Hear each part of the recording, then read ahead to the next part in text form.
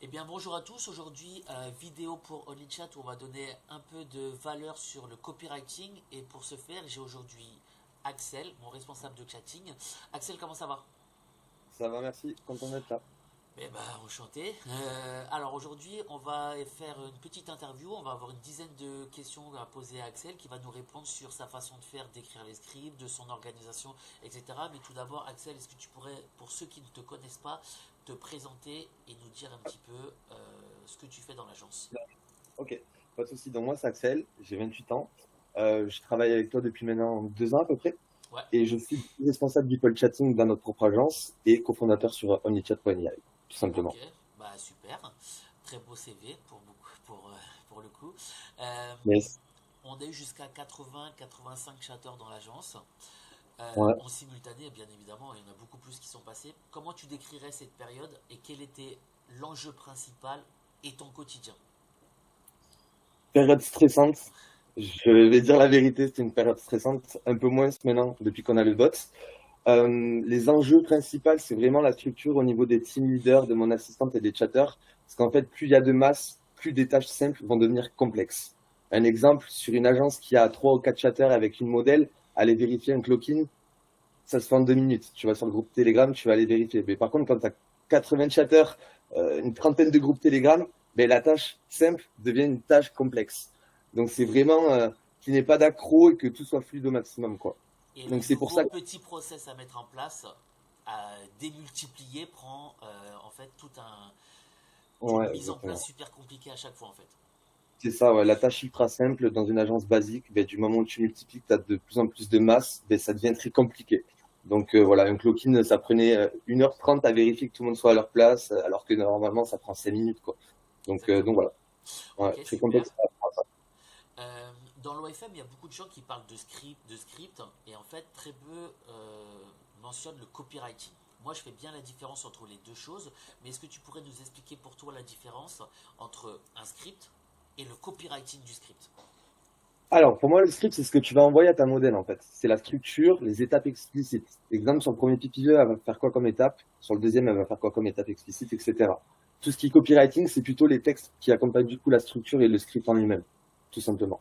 Donc, c'est ce que tu vas utiliser dans le sexting et ce que vont utiliser du coup les chatters par la suite. Donc en Voilà. soi, le script, c'est les vidéos. Et le Ouais, copywriting, c'est ce qu'on va écrire, ce qui permet de donner dans la phrase du PPV l'envie de débloquer. Et donc ça, c'est exact. quand même, pour le coup, un vrai métier. Et c'est de plus en plus important aujourd'hui. J'entends encore des agences qui me disent non, non, moi je laisse la liberté aux chatteurs d'écrire leur propre. Voilà, tu vois, on voit tes gros yeux tout de suite.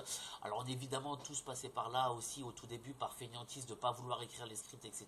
Mais en réalité, Ouais. l'écrire les scripts, le chatter en lui-même, il doit être plutôt un clicker qu'un copywriter et vous devez donc lui pré-mâcher le travail et surtout le chatter humain il pourra pour le coup gérer beaucoup plus de conversations en même temps. Exactement, il pourra être beaucoup plus productif. Et moi, je pars du principe que c'est comme les VA, en fait. Les agences qui prennent des VA en croyant que c'est le VA qui va te ramener du coup ben, la sauce et et la stratégie, ben non, c'est à toi de former le VA, donc c'est à toi de former les chatters aussi par la suite, quoi. À Donc 100%. voilà. Ok, bah merci. Tu peux expliquer concrètement qu'est-ce qu'un mauvais script et qui pourrait flinguer une LTV? Qu'est-ce que un exemple parfait d'un mauvais script qui pourrait te tuer une LTV, un unlock ratio? Qu'est-ce qui est pour toi un mauvais script? Le pricing pas adapté. Ok, donc par exemple, et on en a vu, hein, des gens qui commenceraient leur premier PPV Il y avec a un. 35 $, premier Voilà, PPV. voilà. Alors je Deuxième, sais que dans le deuxième, marché, c'est pas trop comme ça que ça fonctionne. c'est pas comme ça que ça fonctionne. C'est beaucoup trop brutal. Ouais. C'est pas comme ça que ça fonctionne, quoi. Donc ouais, tout ce qui est niveau pricing et ce qui peut flinguer une LTV, eh bien, mauvais script, tout simplement. Pas de cohérence, pas de bon sens dans le script, quoi. Dans la Ou manière dont parfois il est de écrit. promettre ce qu'il y a dans la vidéo alors qu'en fait elle n'y est pas pour le déblocage et du coup le mec ne débloquera pas ça, débloquera pas Ouais, après en fait. aussi, ouais. Le contenu aussi est beaucoup important.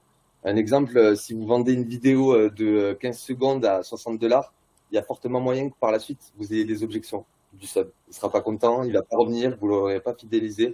Donc, il y a quand même pas mal de paramètres à prendre en compte. Ok. Mais Alors maintenant rentrons dans le vif du sujet. Quand tu commences à écrire le copywriting du script, tu commences par quoi? Regarder que la modèle ait respecté toutes les étapes explicites que j'ai nommées du coup sur les VPV. Du moment où c'est fait, moi ce que je trouve important, c'est surtout le début du script en fait, le storytelling.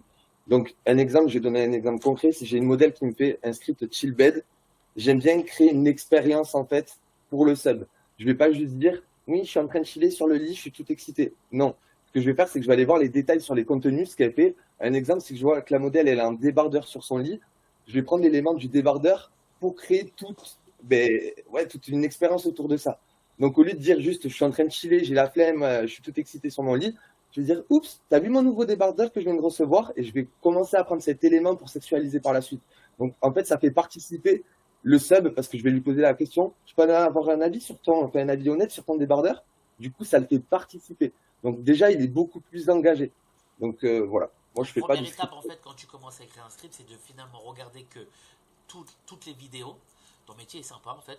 Euh, Donc de regarder les vidéos, voir qu'elles ont bien respecté aussi bien les délais qu'on demande sur les structures de script que ce qu'il y a à faire évidemment. Donc le délai de vidéo de X secondes, Ouais, X minutes, non, pardon, et que à l'intérieur c'est bien respecté par rapport à notre structure de script qui est ouais, fait en amont, voir que tout est ok. Parce que si toutefois, et ça peut arriver, des modèles laissent une petite liberté, machin, etc., parce que chez nous on laisse quand même certaines libertés au modèle, dans ces cas-là, bah, au moins tu sais que à cette étape-là, qui est d'habitude prévue comme ça, là il y a une chose qui est différente de d'habitude, et du coup tu vas adapter le exactement. script à ce moment-là.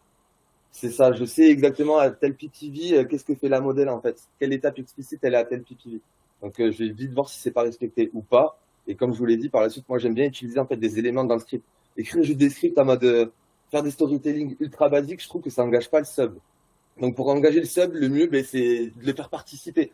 Et de le faire participer, il y a 10 000 façons de le faire participer, quoi. Donc comme je te l'ai dit, je prends l'exemple du coup du débardeur. Je vais faire croire que du coup c'est une nouvelle commande qu'elle a reçue. Je vais lui dire un avis honnête, t'en penses quoi de ça? Et après je vais le tourner en mode je sais que t'es plus intéressé par ce qu'il y a en dessous du débardeur et je vais réussir à sexualiser grâce à cet élément-là en fait. Exactement, Voilà. parfait, top.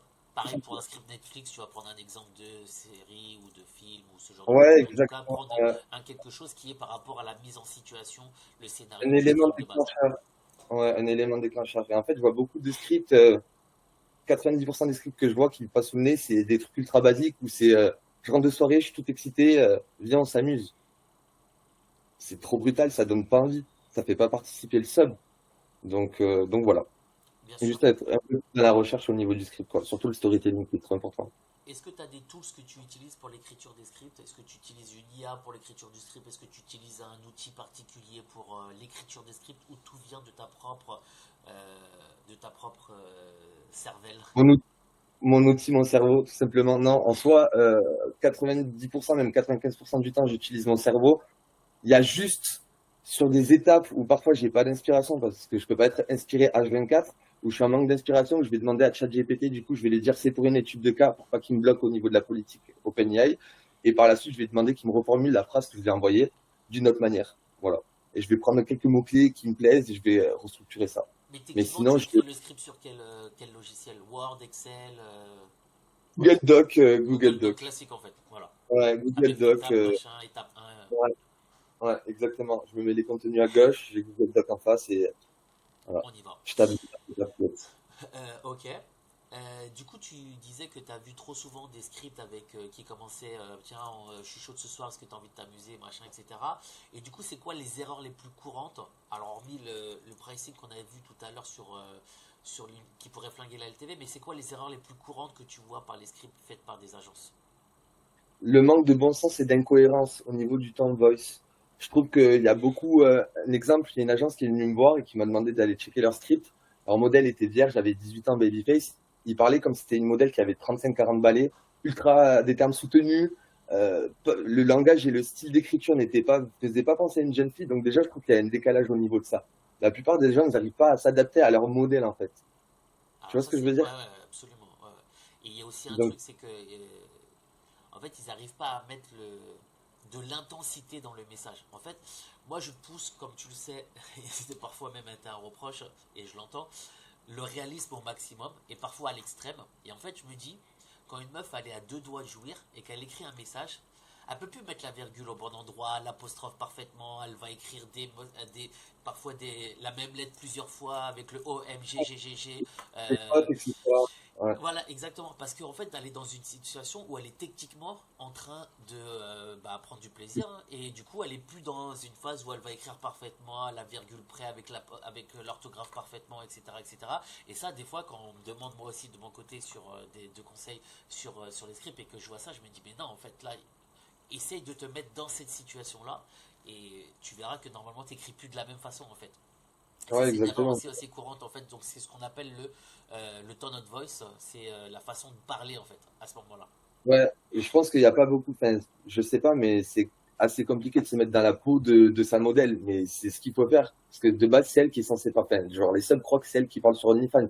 Donc, t'es censé, genre, être comme elle, en fait.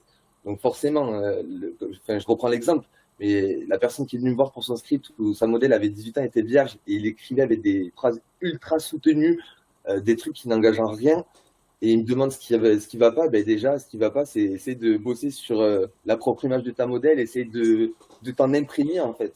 Vraiment de t'en imprégner, ce qui est vraiment ultra important, je trouve, déjà. Au niveau de la Exactement. cohérence, en fait. Parce qu'il y a même des subs c'est sûr, il y a des subs, tu vois, des termes ultra soutenus. La meuf, elle a 18 ans, elle sort du lycée. Enfin, genre, tu peux pas parler comme une dame de 45 ans en mode ultra soutenu. Même des subs vont le crier. Et Donc, à contrario, voilà. une meuf de 30 ans, elle va pas dire dès le premier PPV, tu veux voir ma chatte, de façon ultra Ouais, vulgaire, il y a etc. des Il va manières mettre de un parler. minimum d'élégance. Voilà, il y a des manières de parler. Après, c'est aussi le branding. Tu peux avoir une MILF de 35-40 ans qui est ultra hardcore sur le branding, ultra brutal sur le chatting. En fait, faut s'adapter. C'est vraiment de l'adaptation. Tout ce qui est chatting, copywriting, c'est que de l'adaptation, en fait. Ça n'arrive pas à Alors, s'adapter. très bonne transition parce que justement la question suivante c'est est-ce que tu écris différemment un script qui est dédié à une stratégie GFE, donc Girlfriend Experience, où le but c'est de faire tomber le mec amoureux sur du long terme et donc être dans un minimum storytelling au niveau du marketing et donc derrière avoir une belle image de la modèle et pas trop de vulgarité, et un script d'une stratégie qui est plutôt trash. Est-ce que tu écris du coup les scripts différemment en fonction de ces deux stratégies au niveau du chatting? Alors déjà, j'écris les scripts différemment en fonction du marché, parce que le marché US est complètement différent que le marché français. Au marché US, tu tapes une ligne droite, quoi. Enfin, genre, c'est beaucoup plus court, les messages sont beaucoup plus courts, etc., que sur le marché français. Il faut prendre un peu plus son temps, ils sont beaucoup plus longs. Et forcément, sur du coup une modèle qui fait du GFE, ben, je vais utiliser des termes beaucoup plus soft et je vais monter en crescendo, alors que sur une modèle qui est dominatrice ou vraiment hardcore, je vais utiliser des termes beaucoup plus suggestifs et explicites dès le départ, en fait.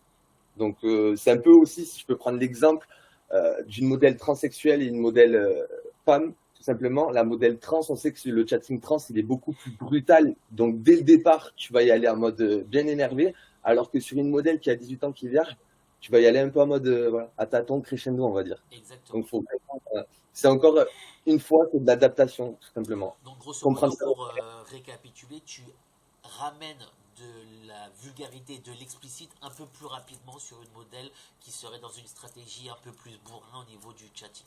Exact. Même au niveau de la sexualisation entre les PPV, je peux brider et supprimer quelques étapes pour y aller un peu plus ouais, rapidement, tout simplement, quoi.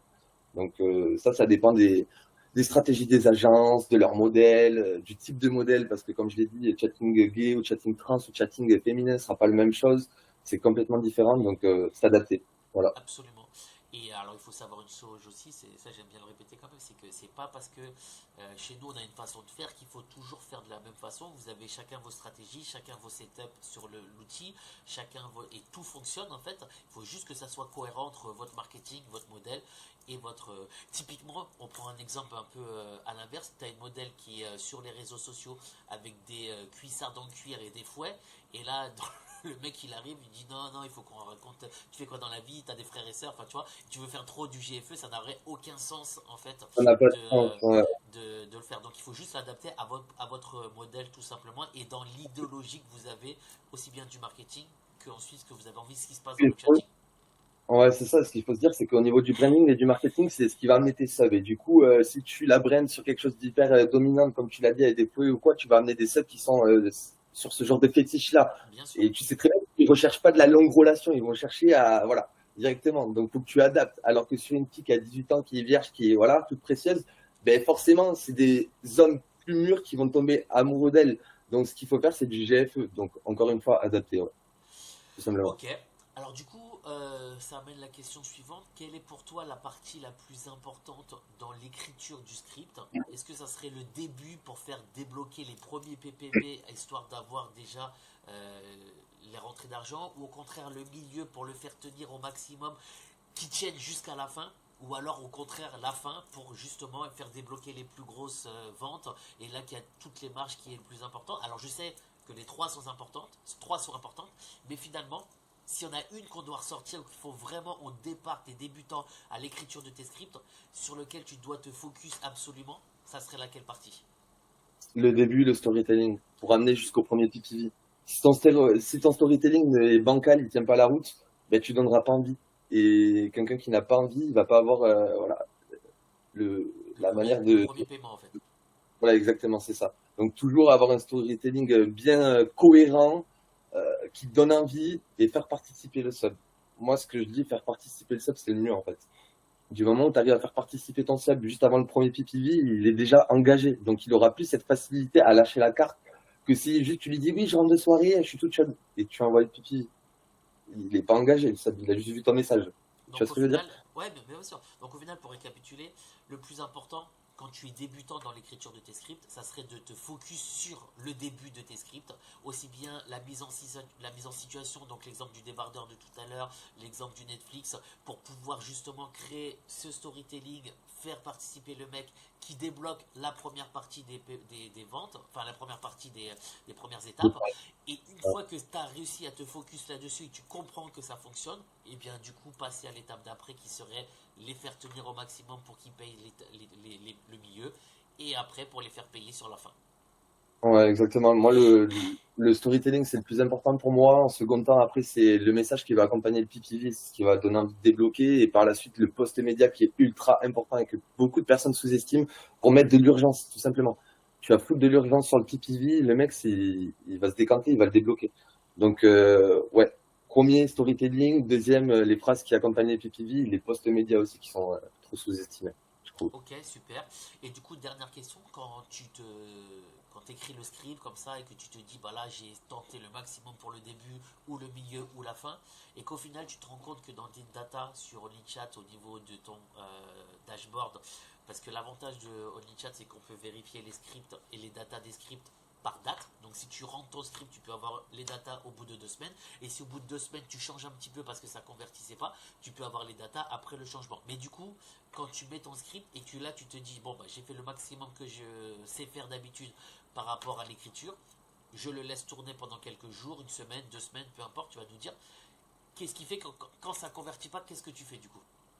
Ben, je mets un script, j'attends 7 jours à 10 jours, je vais voir du coup les datas. Là où ça bloque, je modifie.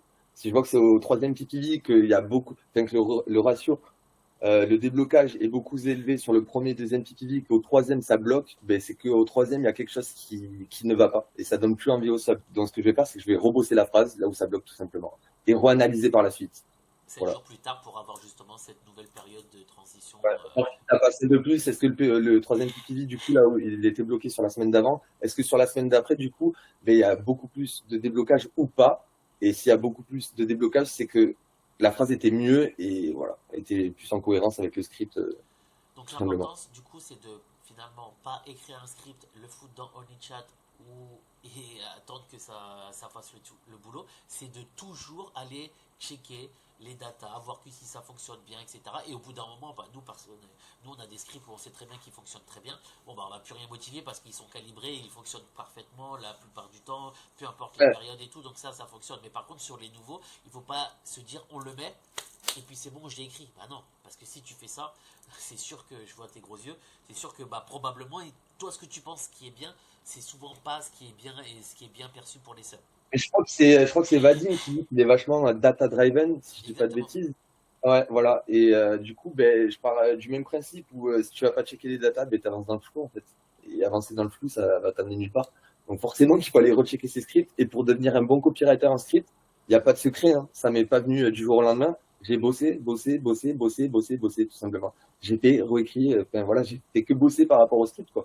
Donc t'écris, tu regardes, ça marche, ok, tu prends des phrases qui ont bien marché, tu peux les mettre de côté pour les réutiliser sur des prochains scripts. Ça marche pas, tu bouges et tu fais que ça en fait. C'est de la data à checker en permanence, tout Ok, simplement. super. écoute, on terminera sur cette petite phrase de youtubeur, il faut bosser, bosser, bosser pour réussir. Et puis, je te remercie, Axel, en tout cas. Et Avec plaisir, Greg. à très bientôt, tout le monde. Yes, ciao.